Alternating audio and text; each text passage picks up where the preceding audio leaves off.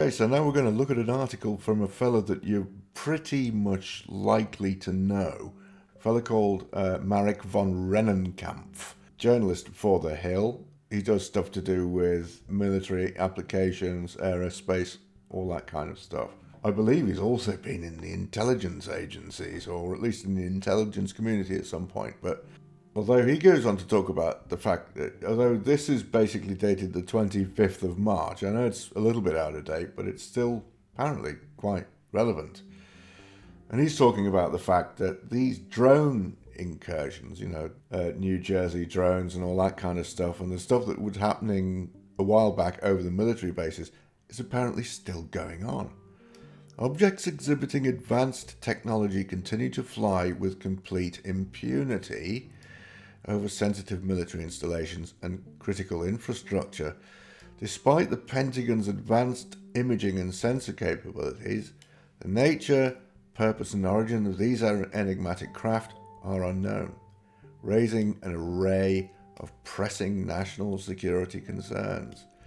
Now, he's probably absolutely right about that. So much is lost in the usual terminology of national security. It's a good thing to say when you want things to continue to be obfuscated, isn't it?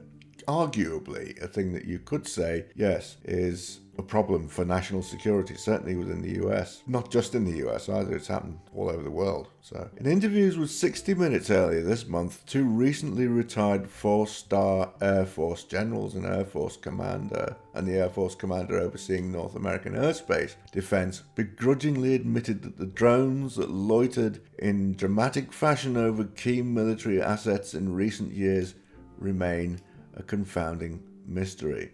It says a lot, really, doesn't it, that a country as powerful as the US doesn't have an answer for these things.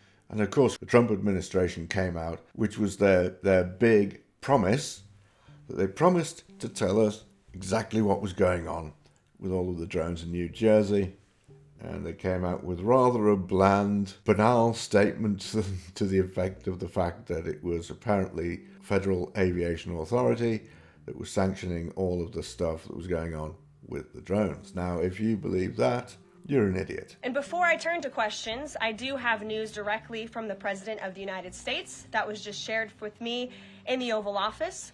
From President Trump directly, an update on the New Jersey drones. After research and study, the drones that were flying over New Jersey in large numbers were authorized to be flown by the FAA for research and various other reasons. Many of these drones were also hobbyists, recreational, and private individuals that enjoy flying drones. In time, it got worse due to curiosity. This was not the enemy. Anyway, let's carry on.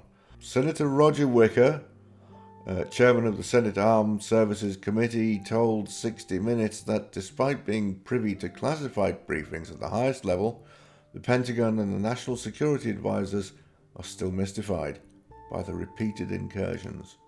It's likely that they know far more than they're letting on. But it's a weird situation, isn't it? The intelligence community doesn't seem to know at all what's going on. Notably, the objects are impervious to electronic jamming efforts, indicating that they are not off-the-shelf hobbyist drones. Well, we all realise that wasn't the case anyway.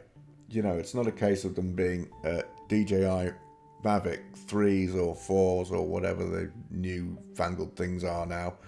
So it was never about that.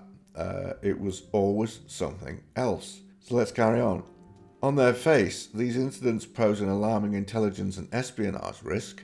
In the most brazen incidents in recent years, the unknown craft displayed bright flashing lights as they hovered over sensitive facilities and assets. Also, quite interestingly, they've all tended to be displaying FAA-approved transponder lighting. Very odd. Some people might say that's to do with mimicry or something. That's another thing that apparently UAPs can do. Who knows? But anyway, we'll carry on. Such conspicuous tactics are the opposite of basic intelligence collection tradecraft, which calls, of course, for stealth. Once exposed, any foreign surveillance operation is not only at risk from compromise, but of sparking a major geopolitical crisis. Now that's one thing that the US doesn't seem to be worried about starting up at the moment. What with its trade war against China and the EU and Australia and just basically just about everybody. It's a case of, I think, Trump coming to the conclusion that he'll whack tariffs on everybody and come to some sort of deal. He won't get everything he wants, but he'll get some of what he wants. And I think that's what he's trying to do at the moment. But he's going to have to watch it because it might just end up in world war. He goes on to say, despite this, dozens of unknown, brightly illuminated objects hovered and flew with complete impunity over a critical airbase for 17 nights in 2023. Ditto for a series of audacious incursions over sensitive American military bases in the United Kingdom last year. I live in the UK, so very weird situation. But then it just went under the radar. There were 3 air bases, the most famous of which, RAF Lakenheath, was having all kinds of drone incursions at one point. But again, it was swept under the carpet. So let's carry on. In those incidents, witnesses reported dozens of brightly lit craft hovering and exhibiting extreme performance characteristics whilst evading detection and multiple advanced counter-drone systems. These enigmatic craft also demonstrate baffling flight dynamics that surpass any known technologies. For several months in 2019, for example, objects with bright flashing lights swarmed some of the Navy's most advanced warships off the coast of Southern California, often well over 100 miles offshore. In the most detailed publicly available footage of one of these craft, the perplexed crew of the USS Omaha watched their infrared video display as a spherical object moved against strong winds before descending slowly into the ocean.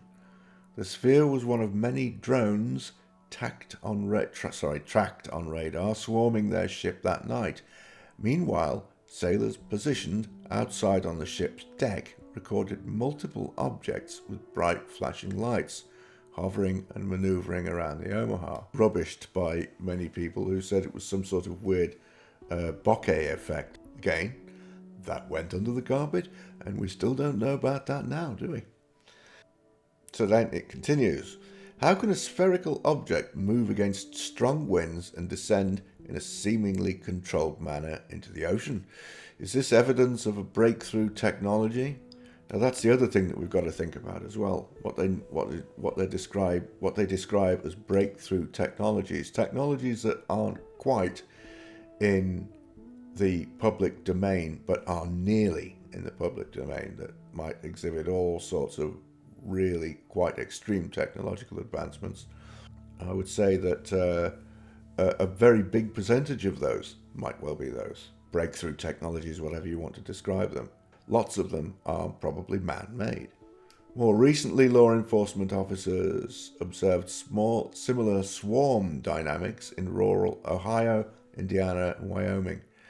In late January, federal officials informed Mercer County, Ohio Sheriff Doug Timmerman that the unknown airborne objects operating in his county engaged in swarming tactics. That's very interesting. It suggests some kind of intelligence. I think we're at the stage now where we can call these things intelligent. Where they're from or who they are operating, that, again, is probably anybody's guess. Timmerman, who observed the craft himself, stated that the mystery drones reported to his department were the size of picnic tables or hot tubs and moved at speeds of up to 80 miles per hour at altitudes as low as 100 feet. Ohio Governor Mike DeWine echoed the bewilderment and powerlessness of local law enforcement, stating that this is something that Congress has to take up. Well, that's precisely the problem, really, isn't it? It seems from multiple sources that Congress doesn't know a lot about this. So what use are they? Similarly, sheriffs in at least 8 Wyoming counties have expressed frustration over perplexing drone activity in recent months, In one notable instance, Sweetwater County Sheriff's Department deputies were dispatched to record unknown objects flying over a local power station. After circling for an extended period, the objects then followed the deputies some 30 miles back to their headquarters. In other words, these mysterious craft can travel significant distances and loiter for several hours, while, eerily, turning police observers into the observed. Now, that was one of the major points about all of this. Off-the-shelf drones don't do that. They stay up for about half an hour at the best of times. Military drones do that and do have extremely long loiter times. But that was the main thing about all of this. They were seemingly up for hours, these drones. Just got brushed under the bloody carpet, So, Wyoming Sheriff's deputies also reported puzzling flight characteristics to include grid search patterns and spoke-like formations with multiple drones branching off from one large central drone. We've had 2 accounts of very large drones and several smaller drones flying in a grid pattern around that singular drone. It kind of seems weird that look, we know about drone swarms. We know about all manner of light shows and interesting aerial exhibitions.